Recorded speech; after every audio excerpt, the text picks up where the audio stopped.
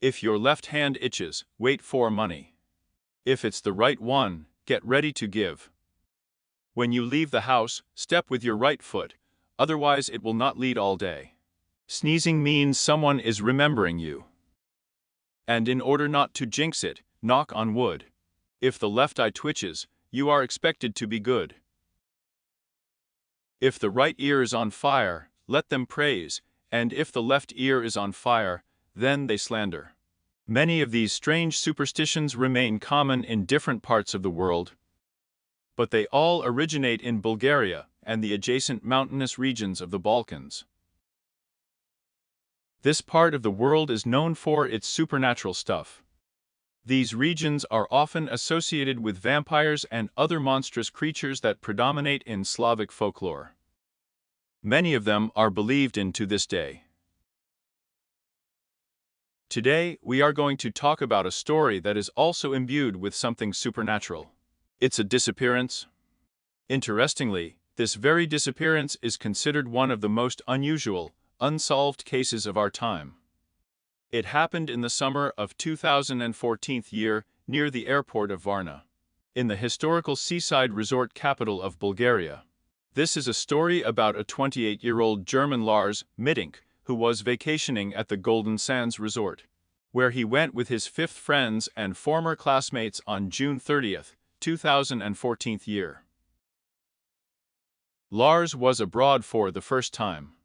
Friends stayed at the Viva Hotel, working on an all-inclusive system. It was at this time that the FIFA World Cup was being held in Brazil. Unlike his friends who spent time in hotel rooms, swimming pools, restaurants and at parties, Lars played football with graduates of the local school who later described him as a nice sociable guy. On the 3rd of July, Lars and his friends went to the Mystery of Golden Sands bar to watch the World Cup quarter-final game between the Netherlands and Costa Rica. The game started at 23 o'clock local time. The bar was decorated with the symbols of the World Cup. Additional screens were installed there to broadcast the game, and on each of the tables there were small flags of the countries represented by the guests of the bars. Lars and his friends were drinking and having fun, exchanging flags. He and his friends were fans of Werder Football Club from Bremen. Also in the bar, there was another group of graduates of the school, fans of Bayern Munich. A small verbal altercation took place, but soon it came to naught. After a while, the friends left the bar and headed towards the hotel. It was 4 o'clock in the morning. It was no more than a kilometer to the hotel on foot. But on the way, Lars' friends decided to stop by McDonald's for a snack. Lars maintained a small diet, and in general he did not like the food from McDonald's. He informed his friends that he would go to the room. Friends did not argue and let him go alone.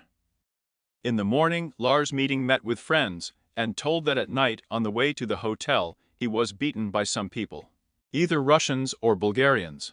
Talking about this, he recalled that even in the bar, school children hinted to him that in Bulgaria, for a little money, you can easily find thugs. Based on this, Lars assumed that these guys were hired by his compatriots, with whom he had quarreled the night before.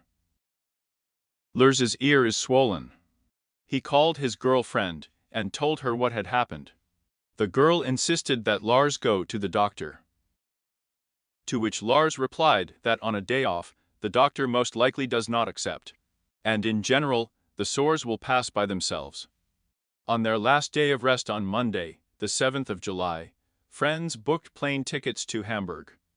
From there, they had to go by train to the city and the workshop, where all these friends grew up, lived and worked together. They chose the latest flight on the same day. The condition of Lars' ear did not improve, and he nevertheless decided to seek the help of a doctor. The doctor diagnosed him with jaw injuries and a ruptured eardrum. At noon, the group left the hotel, and then the rally made an unexpected announcement to friends. He changed his plans. The fact is that in the hospital, the doctor told him that because of the pressure drops in the plane, the guy was too early to fly, and we need to stay in Bulgaria for another day. Wait until the membrane gets stronger. None of his friends noticed any changes in Lars' behavior, but one of his friends later reported that Lars had a bad appetite in recent days, and the guy was somewhat alarmed. It should be noted that a slight concussion may occur within a couple of days. And in general, the temperature in Bulgaria at that time was quite hot. 38 degrees in the shade. This could affect the lack of appetite. The rally assured his friends that he would get home safely, so the friends agreed to fly without him. At 20:00, the friends went to the airport, and Lars went to the hospital for another examination. Here the doctor prescribed him the antibiotic Sevzil 500. At 21:41, Lars caught a taxi, and the taxi driver took him to the pharmacy, and at 22:05 another one. Since there were not enough medicines available at the first pharmacy for the entire course of admission. Since Lars had checked out of the old hotel with his friends, he had to look for a place to spend the night. The problem was that it was the tourist season, and all the rooms in the hotels were booked. However, in the end, Lars got lucky and found a room at the Kohler Hotel. The bonus was that the room was very cheap, and the hotel itself was located near the airport. It would seem that despite all the previous troubles, everything began to turn out well. However, soon after that, the guy's behavior changed. Around 11 in the evening, he called his mother and asked her to put money on his phone. It should be noted here that on vacation, Lars took with him an old push-button phone with a bad battery and left his new smartphone at home. He explained this action by saying that he fully wants to enjoy his vacation without the internet, social networks, and messengers. A little later, he called his mother again from the room and whispered that he was being followed. He said there was something wrong with the hotel. He asked his mother to call the medical insurance company so that they would take him home as a patient on a special flight. He asked to cancel all his bank cards. He was looking for a place to hide. He also said that they were trying to kill and rob him, and the doctor at the hospital mocked him. After that, the guy suddenly hung up. On the 8th of July, at 2:30 in the morning, Lars called his mother again and whispered that 4 people were watching him, and hung up. At 3:06, he texted her, "What is a Sevzil 500? Another exactly the same message at 3:15. Mom was terrified. She was 2,000 kilometers away and had no idea how to help her son. She spent the whole night without sleep. In the morning, Lars called her again and told her that the people who were chasing him were approaching. Mom wanted to ask him more about everything, but he said that his phone was running low. Leaving the hotel at 5 in the morning, Lars got into a taxi and drove to the airport. A woman was already sitting in the taxi, but Lars waved his hands so desperately and begged to bring him that the taxi driver agreed. Later, both the passenger and the taxi drivers said that Lars' pupils were dilated. After a while, he sent a message to his mother. "I got to the terminal." His phone was almost empty, so he called his mother and laconically asked to transfer €500 to him through Western Union. According to the rules, people who have recently been admitted to the hospital must get approval for departure from a doctor at the airport. The rally entered the doctor's office, threw his bags on the floor, and sat down on a chair. However, he continued to behave strangely. It was a routine examination, but he really seemed unbalanced to me. The doctor examined the ear, made sure that there was nothing serious there, and gave permission for the flight. He also took Lars' temperature 37 and 2.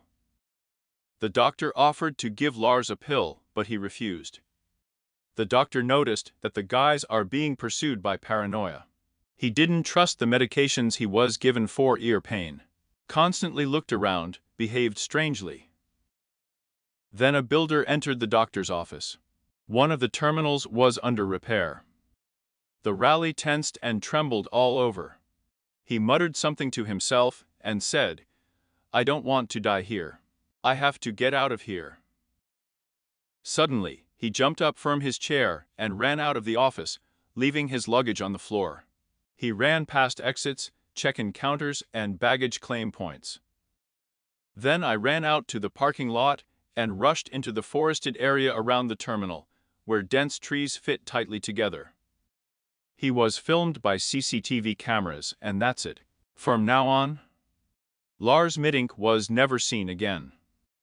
Lars' wallet, mobile phone, and passport were in his backpack in the doctor's office. He had only the clothes he was wearing with him: yellow t-shirt, denim shorts, and white sneakers. A week passed, then another, then a third. Almost a month has passed since the disappearance of Lars Mittank. His mom hired a private investigator. The detective went over and over the airport security footage again and again. Maybe the police missed something. But no. No new details were found. The detective called all the hospitals and homeless shelters without an identity card. Lars Mittank could simply be recorded as John Doe. But there was nothing there either. The detective went to Varna and began handing out leaflets with a photo and signs of Lars. However, there were no people who could recognize him. Speculation has crept in that Lars faked his disappearance to start a new life. But after digging into his past, the detective found out that Lars had no reason to run away from home. He was close to his parents, he was their only son, and would never do that. On the contrary, he tried to spend every free minute at home to help his mother. Especially after his father became seriously ill. There were reports that he was seen here and there, but the police could not confirm them.